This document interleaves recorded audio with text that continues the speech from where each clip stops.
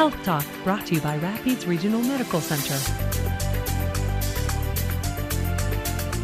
Hernias are a rather common affliction. They affect men, women, and children. Hernias develop when tissue pushes through an opening in your abdomen or groin area. A hernia can only be repaired with surgery.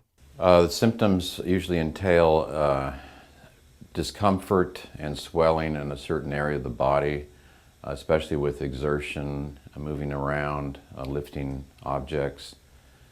The two most common types of hernias are inguinal and hiatal. The most frequent hernias that we see are groin hernias, or what we call inguinal hernias. Also, a lot of patients who've had previous surgery on their abdomen can develop incisional hernias where the muscle and fascial layer didn't heal correctly, and that'll cause bulging and discomfort and sometimes symptoms of partial bowel obstruction. The worst thing you can do if you suspect you have a hernia is to do nothing.